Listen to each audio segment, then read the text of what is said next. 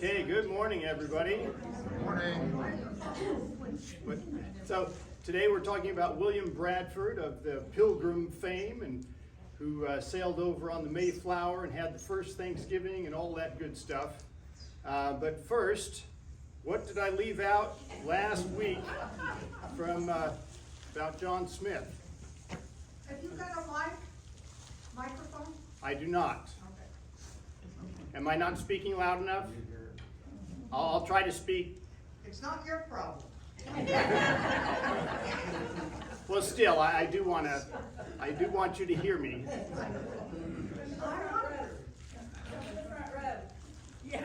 So, a couple of things that I left out. There's one incident in which John Smith and Captain Newport, who when he was there was in charge of Jamestown, they went on a trading mission to get some corn from the natives. And when they were there,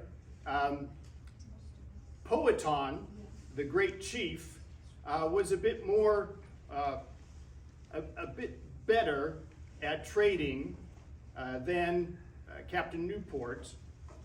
John Smith was there trying to encourage him to make a really sharp deal because they needed the corn. But Captain Newport wanted to be a nice guy. So anyway, they're trading, and Newport started out, you know, here I have a knife, I have a hatchet, I have this or that. And Powhatan says, oh, wait a second. Let's not deal with these things one at a time. Why don't you just lay out everything that you have, and then I'll tell you how much corn I can give you for that. And if you are in negotiations, if you know how to be a good negotiator, you know that that's just a trick. It's a ploy.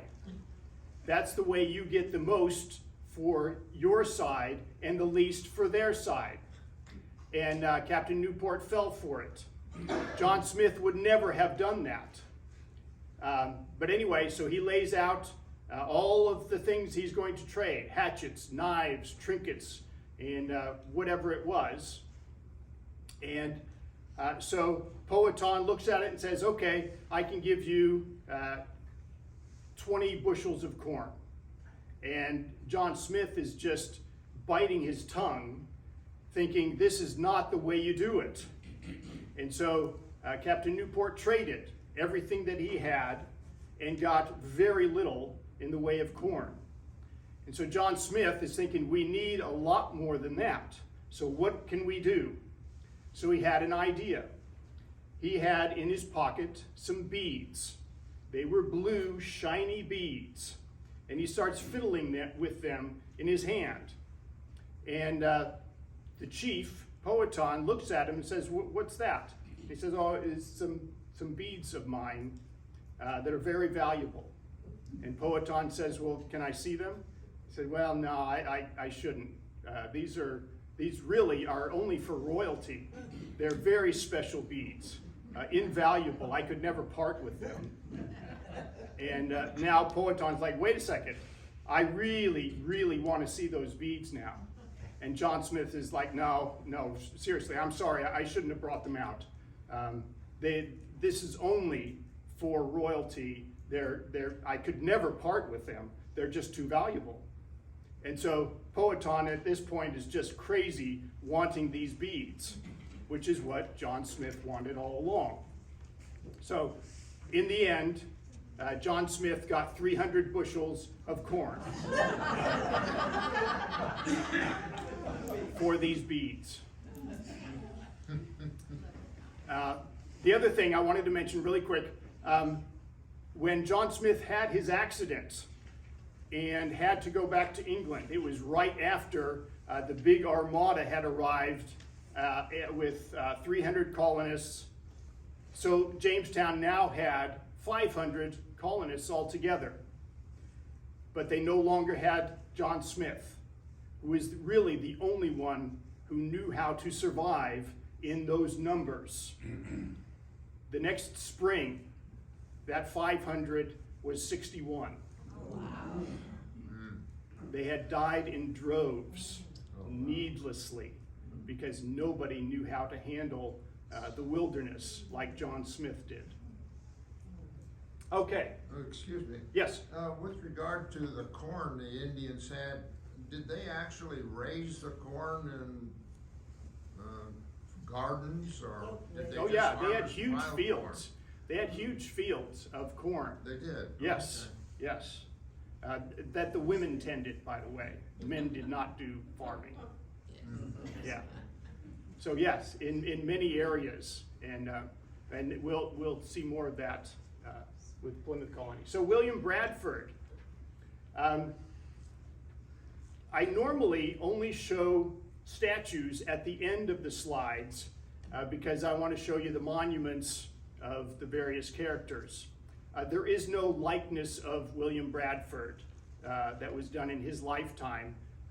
If you look up images of William Bradford, you will see a really lousy drawing that Encyclopedia Britannica uses that was from a postcard in 1905. It's like, why would they use that? I have no idea.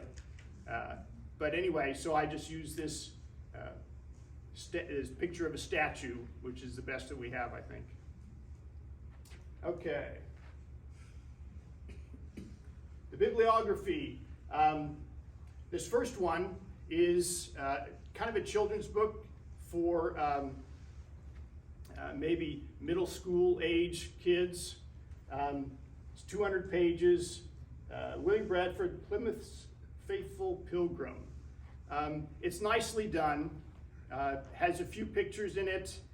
It gives kind of an overview of his life and the Plymouth Colony. And so it's an enjoyable read if you just want a quick, easy read about William Bradford. Something that I noticed as I'm trying to find biographies of William Bradford is that there are very few of him. You can find all kinds of books about the Pilgrims, the Mayflower, and Plymouth Plantation. You just can't find biographies of William Bradford. Part of that, I think, is because he was not an action hero like John Smith. There's all kinds of exciting things that John Smith did, especially with regard to Pocahontas. That is something that everybody likes to hear about. William Bradford became the governor of Plymouth and did administrative stuff. He was not out attacking and killing Indians or having a love affair with anybody. So he's not an exciting figure to write a biography of. So anyway, the next one, George F. Wilson, Saints and Strangers. 565 pages, 1945. I think I enjoyed this one the best, but 545 pages, it gets into a lot of details you may not necessarily be interested in, but a very enjoyable read. The next one, probably the most popular, Nathaniel Philbrick, The Mayflower, 461 pages. I found this one to be probably the most descriptive. If you wanted a book where you could picture what was going on, this would be the one. It came out 2006. Nathaniel Philbrick has written several very good histories, biographies that I have used in my lectures. He's a very good author, very popular too. This next one, Rebecca Fraser, The Mayflower Families, The Voyage, Founding of America. This is the latest one. I was somewhat disappointed with this one. This one doesn't focus on William Bradford in the Plymouth Colony. It focuses on Winslow, who is another character. And I can't say that it's poorly done. I just think the style of writing, for me, like I said, Nathaniel Philbrick's book and George F. Wilson, as you're reading it, you can get a feel for the events that are happening. And I was trying to figure out as I was reading this why I didn't like it, and I wasn't sure why. So I started taking passages from each of these books and reading about the different events next to each other, and I realized that with Rebecca Fraser, the events are not pictured well, for me at least. She kind of glosses over things that should be described in more detail, and that's just my take. Edward Winslow, and this is the person that she was writing about. Good News from New England, first published in 1624, one of the first accounts sent back to England to describe Plymouth Colony. What he did was try to show people in England how wonderful it is in the New World. He did not talk about some of the more negative things in detail. It was just all the good stuff. And then William Bradford himself, who wrote of Plymouth Colony, was not published until 1856. The reason being is that it was lost. It had been kept kind of under wraps by the family, and then in 1775, with the British occupying Boston, somebody took it, and it was taken to England, and there it was kept until 1856, when it was found. And it was a shock to the world, especially in America, that we found William Bradford's account of Plymouth Plantation. So we eventually got it back from the British, and then it was published. Both of these are rather dry. They did not write to a popular audience to try to excite your imagination. It was just the facts. It was just laid out. Very little emotion involved in this. It's very dry reading. It's not something that you would want to pick up for fun summer reading. Okay, now on to the movies. There are two movies that I found. Both of them are about the Mayflower and the trip over from England to Plymouth. And this first one, an all-star cast. Look at this. Spencer Tracy, Gene Tierney, Van Johnson. What they don't mention in the big letters is Lloyd Bridges is also in this. But this is 1952, and he's a young man, not a big star yet. So, as usual, I didn't like it. If there's anything I hate more than an inaccurate historical movie, it's a melodramatic inaccurate historical movie. This movie is not really about the separatists and their religious desires to come to the New World and open up a new colony. It's about the sexual tension between the married couples and the unmarried people on board the Mayflower. It's a melodrama. It's a soap opera. And I can't stand that stuff.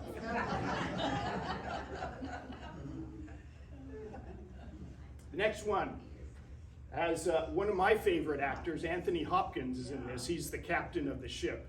And again, it's just about the trip over to the New World. This one is less painful to watch. But still, the one thing I would say about any movie that was made about the trip over on the Mayflower, they would never be able to describe or show how miserable it was. It's beyond our imagination. The cramped quarters, so little room that not everybody can even lay down at the same time.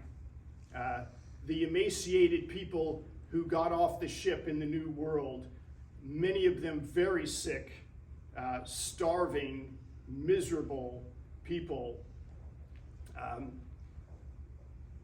Scurvy breaks out, people are losing their teeth, sunken cheeks.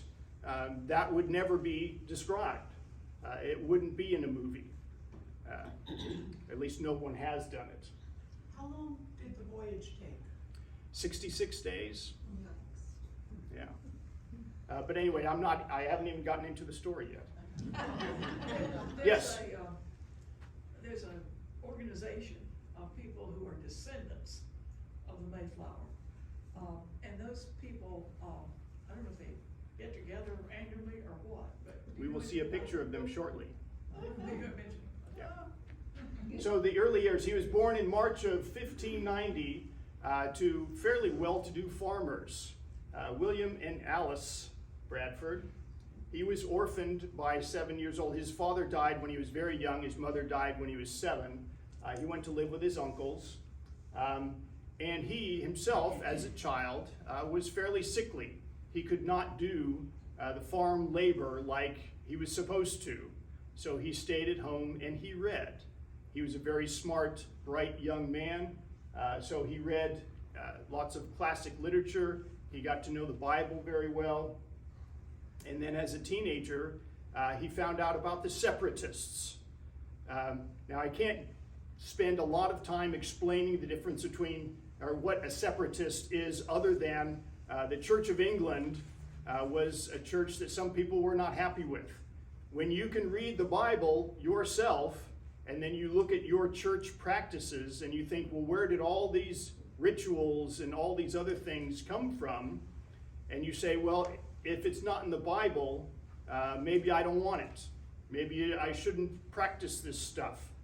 And so those were the separatists. They said the Church of England was too much like the Catholic Church, with a lot of extraneous religious practices that are not talked about in the Bible. So that's a separatist. We need to have our own church, which of course was against the law. But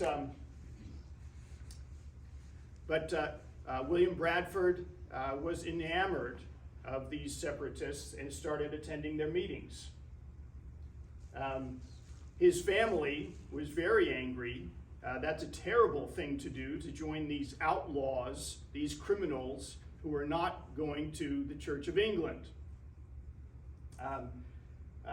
John Robinson was the pastor of these separatists, this local group. There's many different groups.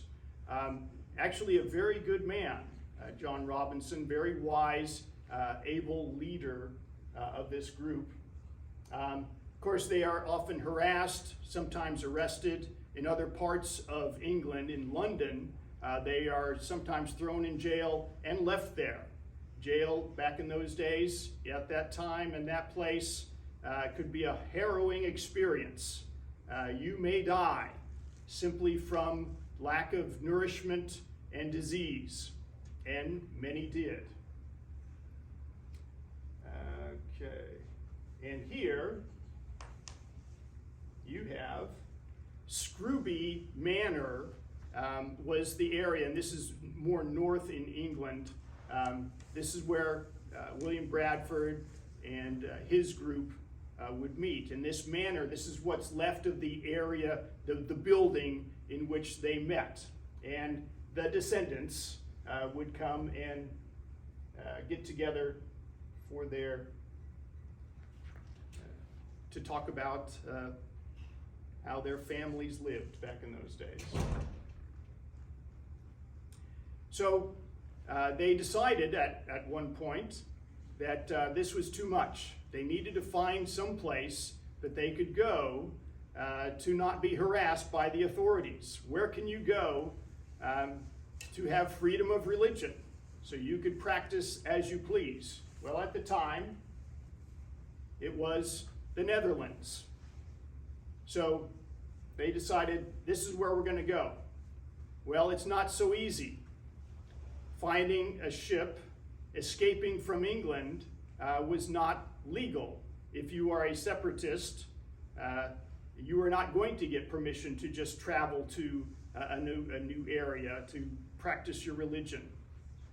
So they hired, the first guy that they hired illegally to escape, betrayed them. He took their money and then turned them in. and they were put in prison for a short time. The men anyway. Usually women got off easy and they weren't worried about the women. But the men were arrested, put in jail. Fortunately, in Scrooby, they weren't in London, where they are a lot more cruel. They were put in for a couple of months and then released. On the second attempt, they got somebody who was from the Netherlands, and he was relatively honest. But as soon as they were boarding the ship, the authorities arrived, along with the local villagers, up in arms, because nobody likes those separatists anyway. And they captured half of them in the process of boarding. The ship's captain saw these people coming and took off. So half of them were on board, the other half were not. People wailing, screaming, children crying, losing their parents. It was a miserable, awful scene. Eventually, they all made it. It seems that at the time, the authorities, King James, were kind of just tired of dealing with the whole mess and just said, it's fine, get out of here, we're tired of you. In the attempt, in the process, almost all of them had spent every last dime they had to get there. And most of these separatists were raised as farmers. That's what they knew. Well, in the Netherlands, you can't just show up and be a farmer. They're going to live in town.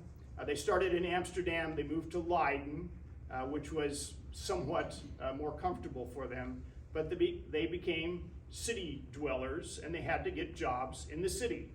So they became wool carders, combers, hatters, weavers, twine spinners, masons, carpenters, brewers, bakers, tailors, and merchants. And Bradford became a corduroy maker. How you make corduroy, I have no idea, but he made a living at it. Very few of these jobs paid well. They lived in poverty for years. Bradford, being a very intelligent, hardworking guy, eventually did pretty well for himself and opened up his own shop. But he was one of the few who actually became prosperous. And I like this. This is the street that he lived on, Stinksteeg, which basically means stink street. Guess why they called it Stinky Street? You can use your imagination. Probably not a great place to live.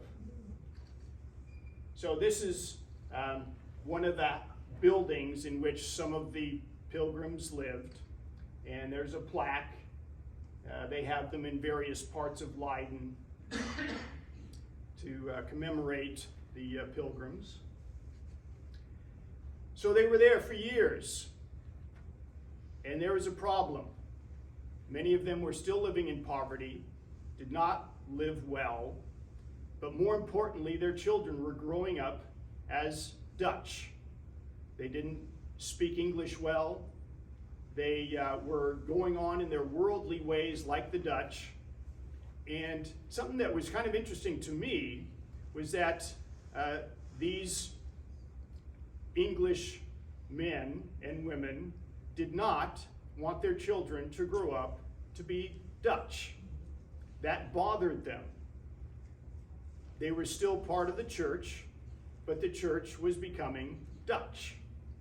And they thought, we really don't want to give up our English heritage. We don't like this. Our children are becoming less and less English. And so they decided, we need to move someplace else now. Well, where can you move where you have religious freedom? They came up with the idea, we can go to the New World.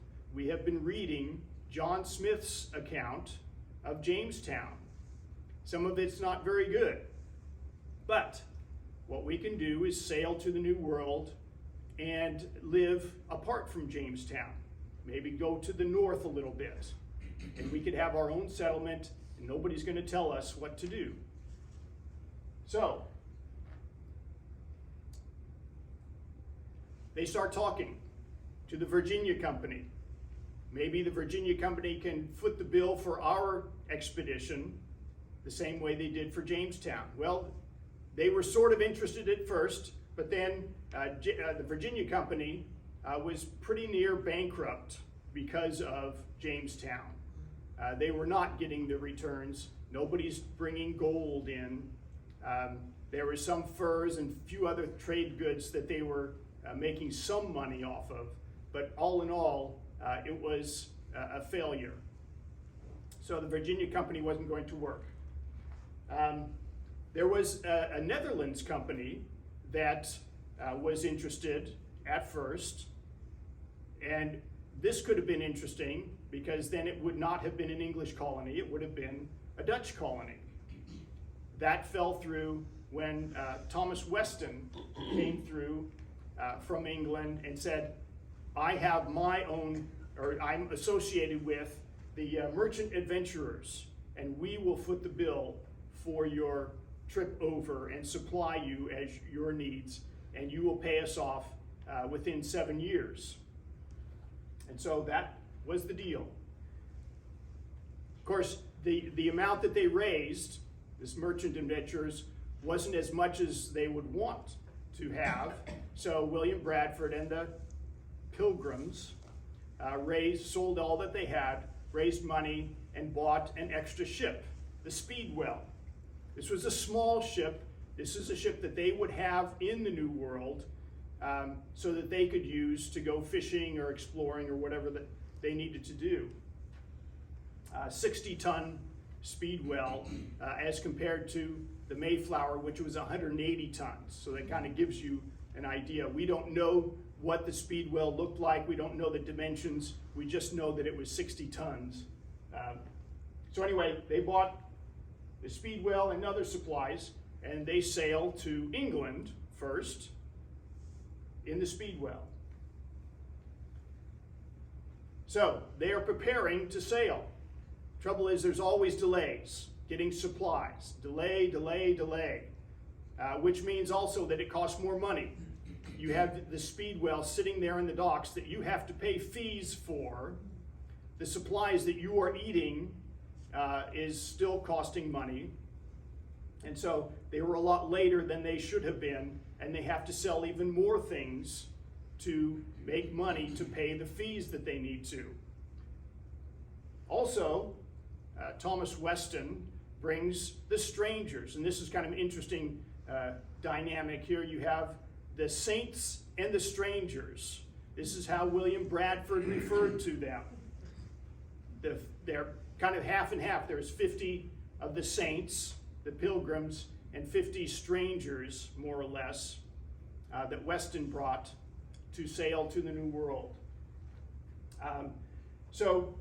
And one of these strangers, by the way, was Miles Standish, that we'll talk about more. They finally left after many delays, very costly delays, August 5th, but they had to turn back. The Speedwell was not doing well at all.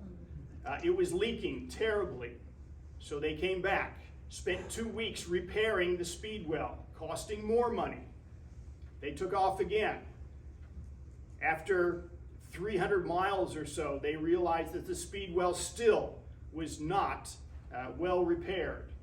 They went back again for more repairs. At this point, they realized they've taken up too much time already. They're going to have to leave the Speedwell behind, along with some supplies and some of the passengers. So they finally take off. September 6th, just in time for the hurricane season. So they're sailing across the Atlantic, the worst time of year, and sure enough, they run into hurricanes. Really awful. And here's Mayflower in sunny skies. This is, of course, the replica that was done some years back, but this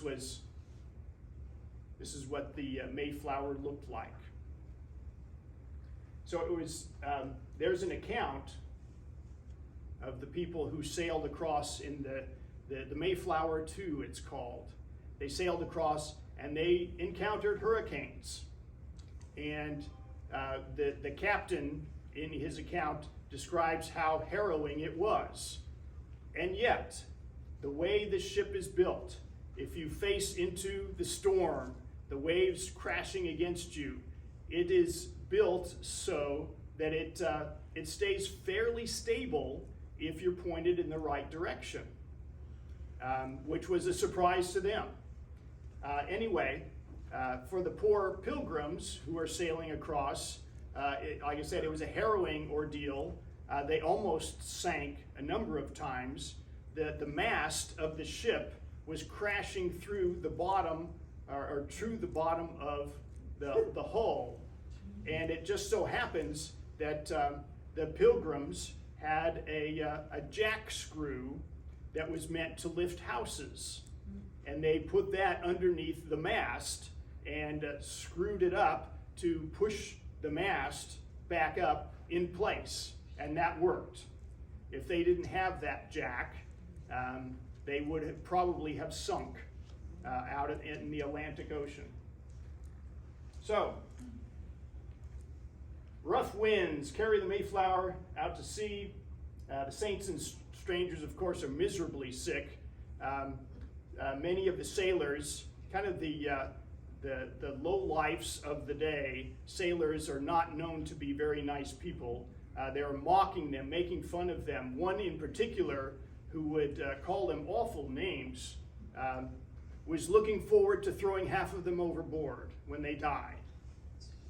And of course, as the pilgrims see it, he was the first to die himself of some sickness, and he was tossed overboard, which, of course, is seen as God's judgment against a profane man. One of the most exciting events on the ship, on the trip over, John Howland, who was a servant at the time, fell overboard in rough seas. And generally speaking, if that happens, you're done. There's no way to turn the ship around, especially in time to save somebody who's drowning in the ocean. But, as luck would have it, there's a big long rope that is trailing the Mayflower. He caught a hold of it, and even though he went under several feet, he held on to it because his life depended on it, and he was eventually hauled back in, and his life was saved. John Howland, in his later life, he had 10 children and 88 grandchildren. Wow. Which is kind of an amazing thing that I'm sure they could all talk about, his adventures sailing across.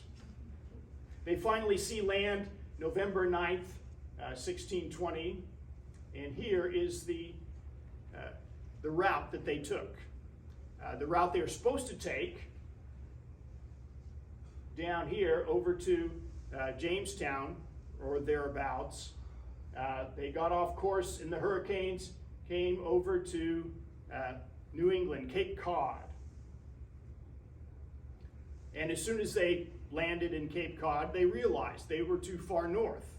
Okay, that's not an unusual event. We'll just sail down south. We wanted to be south of the Hudson River. That's where they were supposed to go. The problem is, the elbow of Cape Cod is a very treacherous piece of ocean. Lots of shoals, very dangerous shoals. And they decided this is too scary. We're not going to make it. So we're going to go back and we're going to land in the Cape Cod area.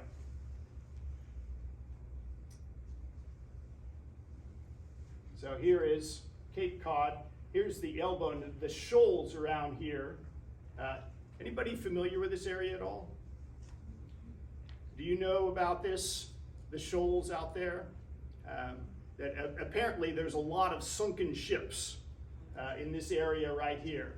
The tides, the shoals, whatever, is very treacherous to maneuver. So anyway, they decide they come up and they're going to land on the wrist up here and start exploring. So they found Cape Cod. Let's see, I already covered this, didn't I? And so now at this point, they're going to start exploring, but they have a problem. If they are not in the area they said they were going to, they have no right to set up a colony. They don't have a patent for that area. So some of the strangers decide, well, now that we are free from our patent, we can do whatever we like. You cannot tell us what to do once we land. If we're on board the ship, we have to follow the captain's orders. Once we are on land, nobody can tell us what to do. And that was a problem because they were absolutely right. So, what do you do with a problem like that? Well, you draw up the Mayflower Compact. So, the leadership drew up this agreement that everybody was going, I shouldn't say everybody, should I? The men, the free men, adults, would sign this, or you would not get off the ship. If you're going to be a part of this, you're going to obey the rules. So they decided they were going to form a body politic, obey its rules, and they elected John Carver as governor. And I'm going to try to do this really quickly, but I wanted to show you this is the Mayflower Compact. That's the extent of it. The center paragraph, I'm going to read you this really quickly. Having undertaken for the glory of God and advancement of the Christian faith and honor of our king and country a voyage to plant the first colony in the northern parts of Virginia, do by these presents solemnly and mutually in the presence of God and one another, covenant and combine ourselves together into a civil body politic for our better ordering and preservation and furtherance of the ends aforesaid, and by virtue hereof do enact, constitute, frame such just and equal laws, ordinances, acts, constitutions, and offices from time to time as shall be thought most meet and convenient for the general good of the colony, unto which we promise all due submission and obedience. That is the Mayflower Compact. And here are the 41 names that signed it. A very short and sweet and very historical contract. Do we know who wrote that? We do not. We don't know the person who drew it up. It was probably by committee. They all gathered around and basically hammered it out together. But the interesting thing for me is that why is this such a big deal? Why is it that this is seen as a momentous occasion in the history of mankind? Well, what else could have happened? They could have just decided, no, you're going to follow orders and we're going to tell you.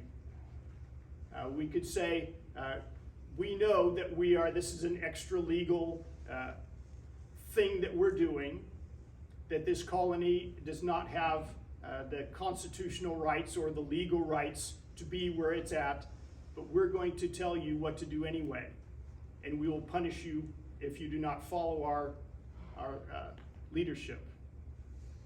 Then it would just be tyranny, right? It would just be another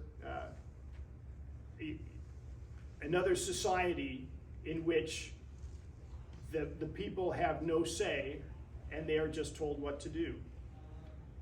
We are proud of our heritage because we are not like that. We draw up rules and regulations together, and we make our laws by consent, not by tyranny, not by a dictator. And it starts from the very beginning with the Mayflower Compact. Even in Jamestown, they started having representative government back in 1619.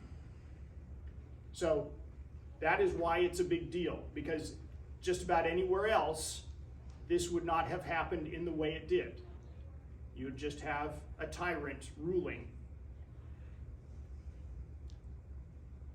And by the way, this was the first time that the people elected their own governors.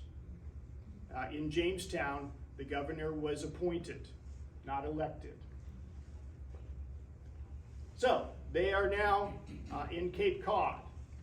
Miles Standish, as the leader of the military side of the Pilgrims, leads 15 men to explore the Cape. They find various things like caches of corn from the natives, which they decided to take. They found a few graves, one of which, interestingly enough, the first one they opened, they saw that it was a grave and said, okay, we'll leave this one alone because this is, we don't want to make the natives angry.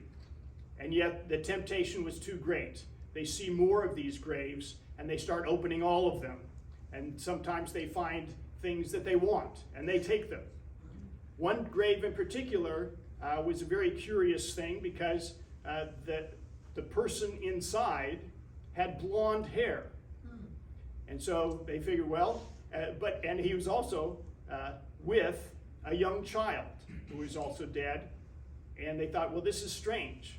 There's bow and arrow here. There's Indian artifacts. And yet this guy has blonde hair. It's a mystery that we still haven't figured out. So anyway, they explore. They take some corn. They find some graves. They come back and they debate. Should we settle here? They decide no.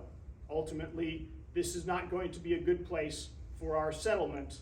We need to find a better place. And so in what's called a shallop, which is a boat that they had aboard the Mayflower that they had to put together, they sailed across the bay and did some more exploring. And they found what later became Plymouth, and they decided, okay, this is a good spot. Sailed back across the bay and tell everybody, we found a good place, let's go settle there. When they came back, William Bradford found that his wife had drowned. She fell overboard and she was dead. Now I put fell in quotations because any historian who writes about this will say it looks very suspicious. They were in calm waters. There is no reason for her to fall overboard and not be rescued. She could have easily screamed and someone would have saved her. Why would she have fallen over to begin with? So, again, it's one of those mysteries. It was a miserable trip over. Many people were on the brink of death by the time they arrived. Many people had scurvy. It was a horrific experience. So, did she fall over or did she jump over, is the question.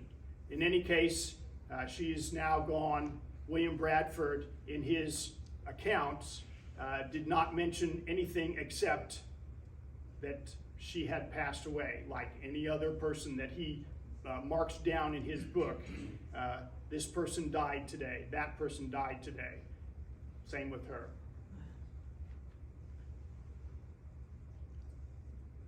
Okay, so the first landing was at the wrist of the Cape. They decided to sail across, and this used to be Patuxet, which was an Indian village. And now they have, this is what Plymouth Harbor looked like at the time. And what they didn't know was this, that the first map of the Plymouth area, Patuxet, was made in 1605. And this is what it looked like.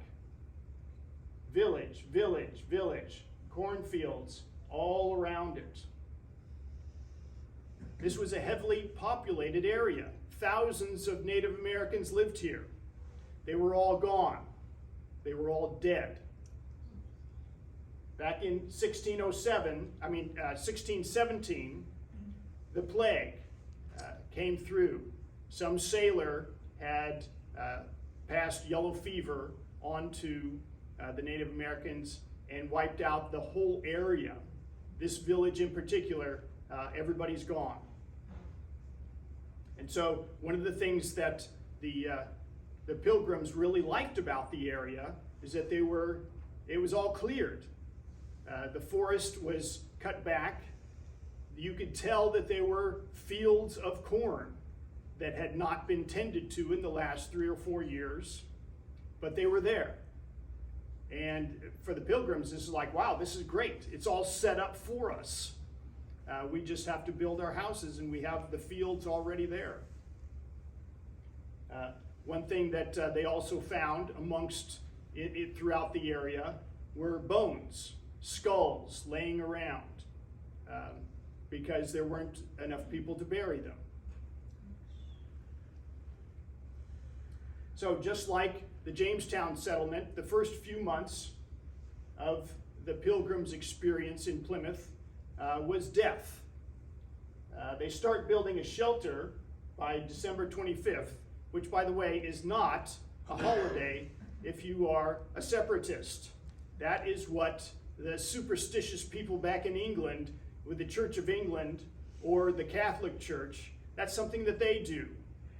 We don't know when Jesus was born, and it's never mentioned that anybody celebrated Christmas in the Bible, so we don't celebrate Christmas. That's just a superstition. And so, of course, the strangers didn't like that. They thought, well, we should celebrate Christmas. It's a great holiday. But throughout the Pilgrims' history, they said, if you don't want to work on December 25th, we won't make you work. But you are not going to celebrate Christmas with games and playing around and parties and great feasts, because that is a superstition from the Catholics. So anyway, they start building a shelter. They were going to build several of them for the people, but constructions halt because so many people are dying every day. Scurvy, dysentery, pneumonia, and tuberculosis were all killing people almost every day. So that within 3 months, half of them were dead. From 102 down to about 50. And at some periods, there were as few as 6 people who were healthy enough to help everyone else. And so they were washing clothes, they were changing sheets, they were cleaning people who were basically having bathroom issues on themselves. William Bradford writes about this, and one of the 6, Miles Standish, he was very impressed with. Very selfless man, as were the others who were helping and tending to the dead and dying, cleaning them, cleaning their loathsome clothes, as he described it. And no doubt their recompense is in heaven, he says. At one point, the ship's crew, the Mayflower, they tried to stay separate from everybody else, but it was catching on to them eventually as well. And at first, William Bradford, when he would ask a favor of the men on board, he might say, could we have a little beer? Because that's what they drink in England. They don't drink water. That's not something that you drink because you know better. It's all contaminated. So William Bradford asks, could we have a little bit of beer from the ship? And the men said, no. If you were our own father, I would tell you no, because we only have enough for ourselves and not nearly enough to even to get back to England. Shortly thereafter, the men started dying, the crew of the Mayflower. And the Pilgrims, being good Christians, would tend to them and care for them. And so one guy in particular, whose good friends aboard the ship basically abandoned him, would not go anywhere near him because of his illness, looked at the Pilgrims and said, "Now I see that you are good Christians. Whereas my own friends treated me like a dog, you are tending to me, and basically I really appreciate that you guys are Christians now."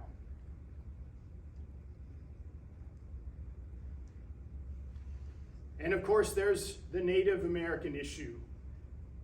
The Indians of the area had very good reason not to trust the English, to hate them, in fact. Not because of the disease, because they didn't really understand the disease very well, but because of some other sailors, and Cape Cod is known for sailors. Why do they call it Cape Cod? Because of the cod. The fishermen have been coming there year after year for a long time, maybe more than 100 years. Some of them have not been very nice. One in particular, who came with John Smith in a separate ship, kidnapped and or killed several Indians and sold them to the slave markets. So the Indians in the area did not appreciate more English coming. To them, of course, all the English are the same. They're going to attack us, they're going to kill us, they're going to kidnap and take us off to who knows where. So they were attacked a number of times by the Indians, or the Indians were just running away from them. Until Samoset, who spoke some English, learned it from the sailors. Samoset actually wasn't even from this area, he was from further north, but he decided that he was going to come up and introduce himself. And he boldly walks right into Plymouth and says, "Welcome, English," and starts to talk to them and explains to them why so many of the Indians don't like them. He starts describing the various tribes in the area and who the great chief is. And eventually he said, you know, I will bring more, and we will have talks, and you will get to know the local chief. And then he also spoke of another Indian who spoke even better English than he did, whose name was Squanto. Of course, in English, in the Native American language, it was Tisquantum, but to the English it was Squanto, so that's what stuck. So after a few days, they get together. Massasoit with his warriors show up, and after some tense moments, the ice was finally broken. They got to know each other, and they decided that they needed to have a peace treaty. The reason Massasoit wanted this peace treaty was because his particular tribe was hit hardest. That whole area, as I said, had the yellow fever come through, and his territory was depleted dramatically. And he has enemies. The Narragansetts, in what is now Rhode Island, were not hit hard by the plague, and so was troubling him. So the reason Massasoit had for coming over and making a deal with the Pilgrims was that he felt he needed them. It was the technological advantage that he was hoping for. So they have this historic peace treaty, a 6-point deal. No one will do any harm to the other side. Anyone breaking this rule will be punished. Anything stolen will be returned or paid for. Each will come to the aid of the other if attacked, and they will send friends to the other to prove their case that they were being attacked. Visitors will lay down their weapons before entering the town or the village. This was a wonderful peace treaty in that it was one of the very few made between white people and Native Americans that actually lasted a long time, right up until 1675 with the outbreak of King Philip's War. So here is Samoset, here's Squanto, Squanto becomes a good personal friend of William Bradford's. There is a bond between these two guys that, as we shall see in a little bit, that was strained at times, but they stuck to it. And Squanto was a good friend, at first especially, as he showed them how to plant corn. This is something that the school-age kids are usually taught. Squanto showed them how to catch herring and put that in the ground with the seed corn, and that is how corn grows. It's the fertilizer is the fish.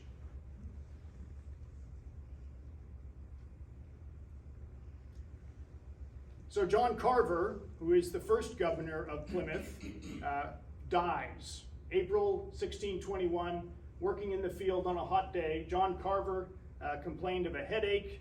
He went in, laid down, and quickly went into a coma, and in a few days was dead. William Bradford was the obvious choice that everybody knew would be next in charge, and he was voted as the next governor of Plymouth. He was very ill at the time himself, but he recovered. And of course, John Carver's wife died just a few weeks later. She was ill, as many of the colonists were. So Edward Winslow goes on this diplomatic mission. They want good, close ties with the great chief of the area, Massasoit. So he goes with Squanto and travels to the chief's village and presents him with some gifts, a gold chain and some other trinkets, a big red coat.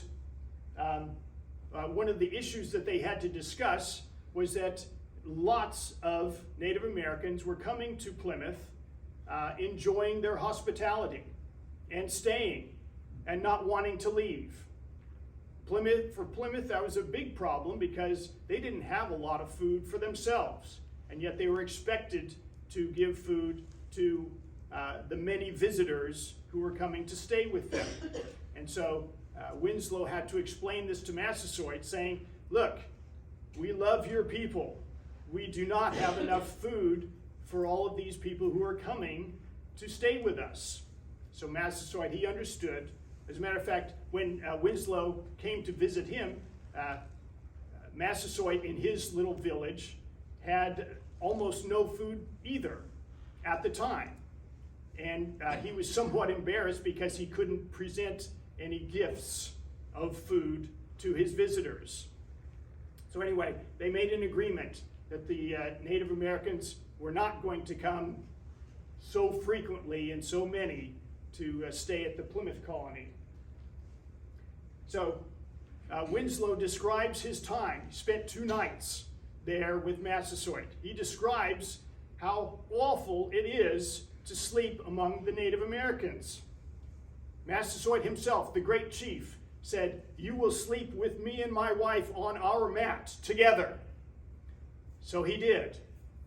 He didn't know at the time that the mat is covered with fleas and lice.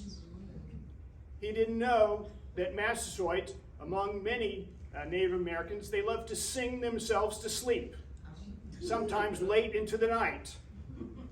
And so there he is, laying on this mat, covered with fleas and lice, listening to this guy chant his Native American music that sounds terribly annoying to him. And on top of that, they had no food. So at the end of these 2 days, Winslow is dying to get out of there and go back to Plymouth. And they did. Another great friend of the Pilgrims was Hobbamock, who became close friends with Miles Standish. He was more of the military guy. as opposed to Squanto, who became friends with William Bradford.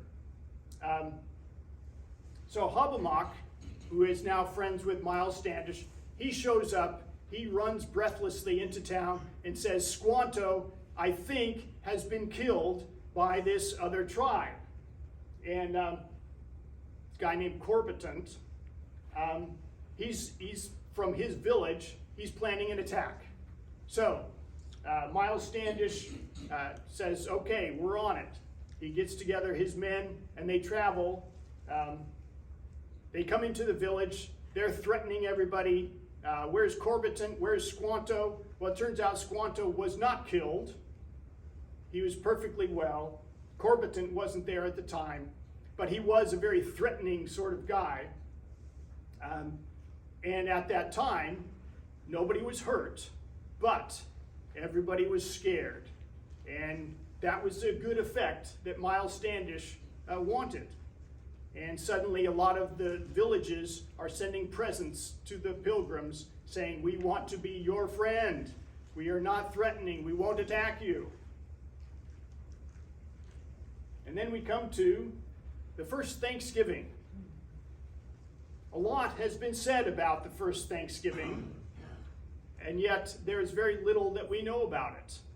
This paragraph is an excerpt from a letter from Winslow to someone in England.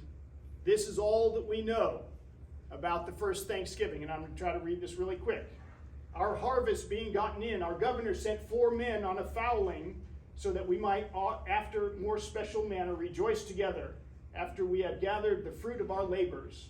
They 4 in one day killed as much fowl as with a little help beside served the company almost a week, at which time, amongst other recreations, we exercised our arms, many of the Indians coming amongst us, and among the rest, their greatest King Massasoit, with some 90 men, whom for 3 days we entertained and feasted. And they went out and killed 5 deer, which they brought to the plantation and bestowed on our governor and upon the captain and others. That is the first Thanksgiving. It does not mention what they ate other than fowl. It could have been turkey, probably was, amongst other things like ducks and other stuff. They had deer, probably had oysters, clams, things like that. Who knows if they had cranberries? It's possible. So this, as I said, is all we know about the first Thanksgiving. Just a note. Yes? What is it about the English and these long sentences? Yeah. Why, and this isn't even, as you can see, this isn't the beginning of the sentence. It starts before this. So, yeah, I don't know. It's just, the writing back in those days was more practical than ornamental. And you just wanted to get the information out there. It doesn't have to be pleasing. And this is the wonderful painting about the first Thanksgiving that makes it look very nice. Of course, as we know, it wouldn't have looked anything like this. They're not going to have a table with a white tablecloth on it, sitting outside with these nice chairs. But it's a wonderful painting, you got to admit that.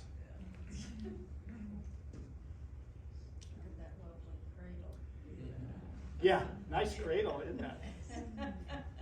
But look at, so one thing you'll always notice in the movies or paintings, they always look clean. And well fed.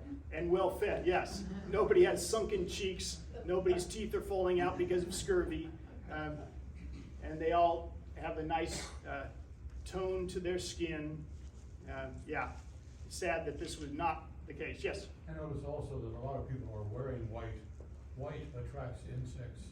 So it's been a account for a lot of them dressing in dark clothes. Right, yeah. But it's a nice image to have. Yes.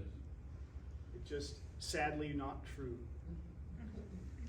So then we come to another myth-busting idea, fact. and that's Squanto. One of the things that I remember, I got to tell this briefly, I was watching one of the many innumerable short documentaries on TV once that talked about the myths. That was like the catchphrase that they had to say a dozen times. The myths of the first Thanksgiving. It is a myth that this happened or that happened. And I remember at the end of this little documentary thinking, well, what myth did you just break? I don't recall any myth that I supposedly believed that I found now not to be true. But anyway, one of the things about Squanto that I must tell you is that he was not a very nice guy, ultimately. So, at first, as I said, Squanto was very helpful to the Pilgrims, and when the Narragansett tribe sent a rattlesnake skin wrapped around some arrows to the Plymouth plantation, and they're wondering, well, what's this all about? Squanto told them, this is a threat. Okay, rattlesnake, arrows, this is not a nice thing. They are threatening you. They are letting you know to be on your guard because they may attack you. And so they said, well, what should we do in response? And they debated this. And they thought, well, here's a good idea. We're going to send the snake skin back wrapped up in gunpowder and lead. So they did. They sent it back. And it terrified, apparently, the Narragansetts. And they passed it from village to village. Nobody wanted it. And they ultimately passed it back because nobody wanted that in their village. They had no idea what it was. As far as they knew, it could have been the plague come to kill them. So anyway, at another point, a relative of Squanto's comes running into town. His face is bloody. He's saying, you're going to be attacked. Massasoit has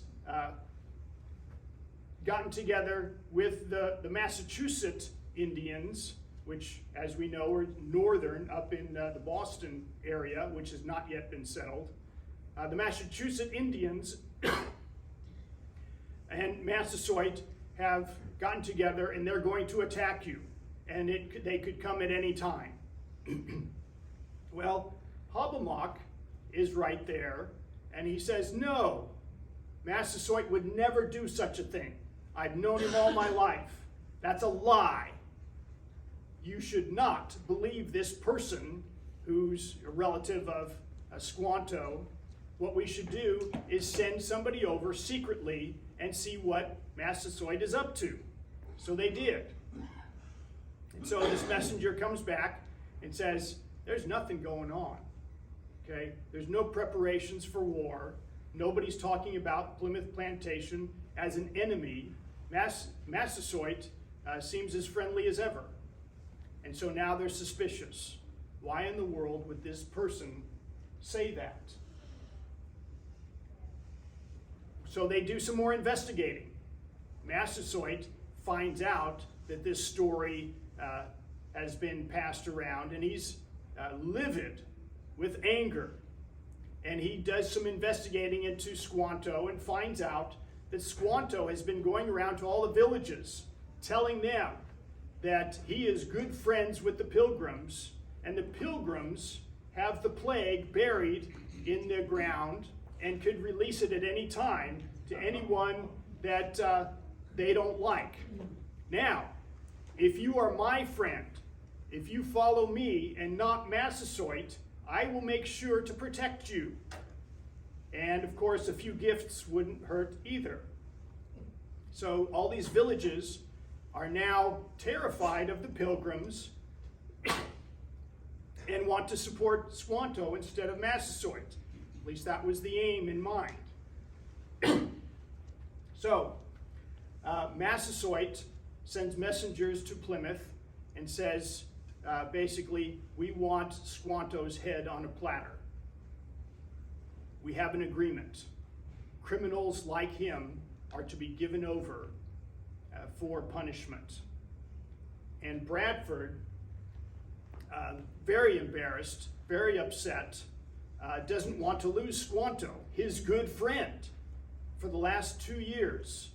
Squanto has been very loyal to Bradford and has been their interpreter. And Bradford, very embarrassed, says, "I'm sorry, I can't give him up." And so the messengers try to argue at length, telling him, and even give him gifts. "Look, we'll give you some furs. You need to give up this criminal. He needs to be punished." Bradford wouldn't do it. And the messengers go back to Massasoit extremely angry about that.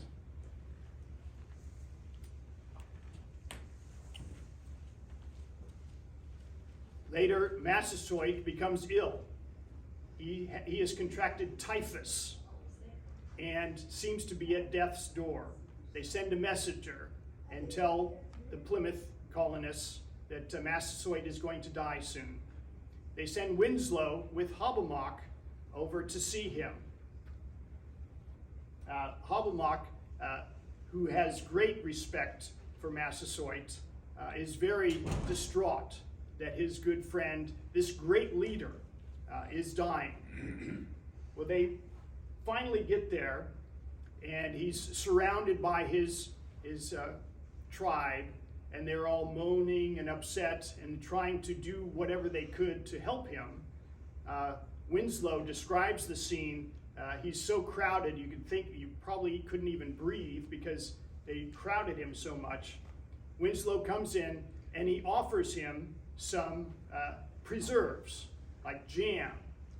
He couldn't even open his mouth wide enough to get it. So he works on his mouth. His mouth, apparently with typhus, your tongue swells up and there's some kind of furry substance of some sort on the tongue. And so Winslow scrapes his tongue to get some of this loathsome stuff off of it, and then gives him some preserves, and then fixes him some soup, goes out and shoots a duck, and gives that to him. He eats a little too much at this point, and starts throwing it up. But he's getting better, and he's very appreciative, loves the English that come to him and help him in his distress. And then Massasoit says, "Oh, by the way, now that you have helped me so much and have scraped the awful furry stuff off my tongue, could you do that to the other people in the tribe?" And Winslow is like, "Yeah, okay." He had to do it. It was the most disgusting thing he's ever done, but he did it. And he helped the tribe. And as Massasoit recovered, he had to let the Pilgrims in on some information that he had. There was a plot from the Massachusetts Indians to attack them, and they need to know this. And this was all because of Thomas Weston, who had initially helped them set up their colony, had set up another one at Wessagusset, a few miles north of Plymouth. Wessagusset was comprised not of saints and strangers, but just strangers. And they were all men, and they were all kind of the dregs of society that he thought he could set up a new colony with. And they were terrible at being colonists. They were even worse than the Jamestown colonists or the Plymouth colonists. And very quickly became hungry. And since they were very close to a tribe, a village of Massachusetts Indians, they decided they needed to trade with them and get corn. And they traded virtually everything they had, including the clothes off their backs. Sometimes they would just want to steal from them. And the Massachusetts Indians had had enough. These were pathetic white people who didn't know how to feed their own selves, wouldn't lift a finger to go get some clams and mussels or go hunting or anything. So they just needed to be destroyed. But if we're going to destroy them, we have to take care of the Plymouth Colony as well, because they are going to come to their aid. And so that was the plan. So Miles Standish, Hobblemack, and others go and they attack. They kill several of the Massachusetts Indians. And here's Miles Standish with Wituamat. It was the warrior that was the leader of this Massachusetts attack. And that's Wituamat's head on a pike.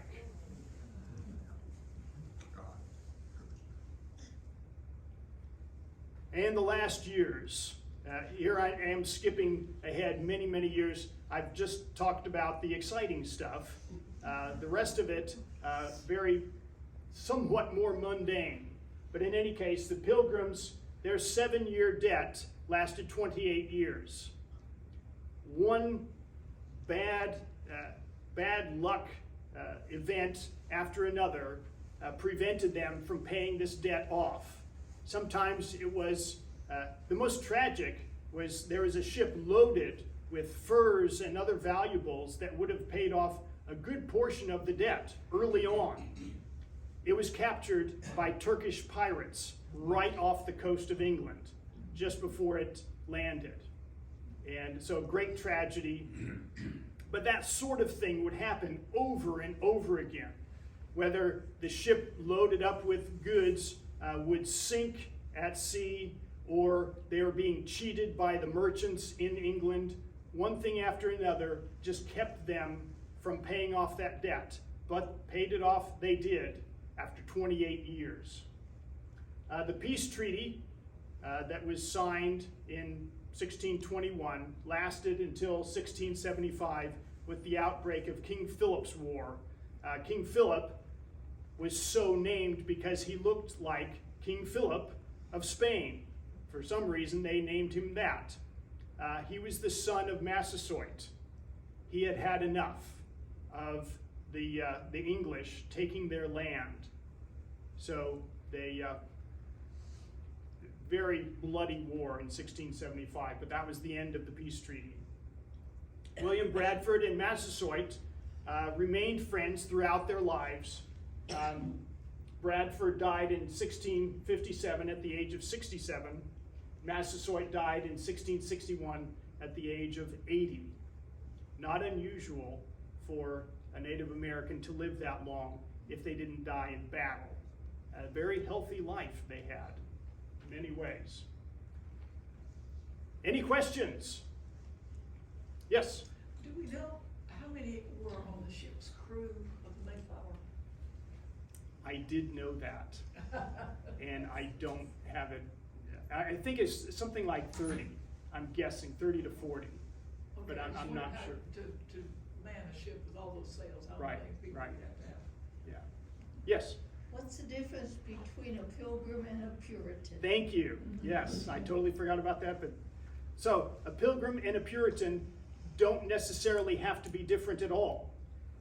Next week, I'm going to talk about the Puritans who came to Boston. Okay, the Pilgrims were actually, in some ways, more pure than the so-called Puritans. There's all the same movement.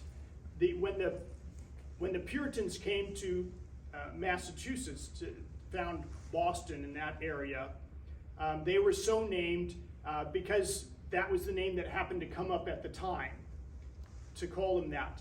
They were actually not separatists. They didn't leave the Church of England. They wanted to purify the Church of England from within. And so they believed that they're not going to separate. They're going to stay within, and we're going to change this church and make it pure. The separatists said, no, the church is too corrupt. It's too much like the Catholics, and we'll have no part of it. We need to be separate. So that's the difference between Puritans. So the separatists were more pure than the Puritans. Okay. Yes? I once heard a definition of what the Puritans believed, which was that somewhere somebody is happy. Oh, right, yeah. Was that H.L. Menken's definition? I think so. Yeah, that's a good one. Yes? Just a note on the Mayflower. From that photograph of the replica of the Mayflower, looks like its living length was roughly from that wall to that wall, and they had roughly twice the number of people as we have in this room now. Right, yeah. It's hard to imagine, really, how cramped they were. That, well over 100 people living for more than 2 months in such squalid, filthy, cramped spaces. Yes? So it seems like the Pilgrims would have had lice and fleas all the time themselves. It wouldn't be anything strange. You'd think that. And yet, Winslow, he made a point of stating that when he was sleeping in the same hut as the Indians, that was a really big deal, that he could not stand being in there because of the fleas and lice. And yet we would think, well, didn't they have fleas and lice too? So I don't know. Apparently they didn't have nearly as many as the Native Americans had. That's all I can think. Yes? I have read, actually in your discussion of the staying for a couple of days, it says platform rather than mat. I have heard that the height of the platforms above the floor were just slightly greater than the greatest height that a flea could jump. But fleas can climb. Yeah. Yes? I have an apocryphal story. I'm related theoretically to John Howland, as are most of New England, because he had so many kids. Okay. So I told my granddaughter this when she was studying the Mayflower, and I said, you can tell your class that you're related. So she called me back, and she was like 8 or 9 at the time, and she's crying. And I said, what's the matter? She says, it's terrible. I'm so embarrassed to be related to somebody who came over on the Mayflower. So I say, why? And she says, because Johnny so-and-so is also related to him, and he picks his nose.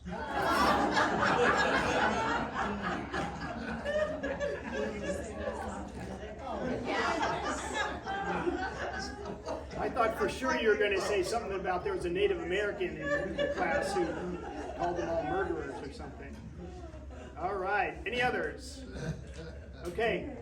Next week, John Winthrop, the first governor of Massachusetts. We'll see you then. Thank you.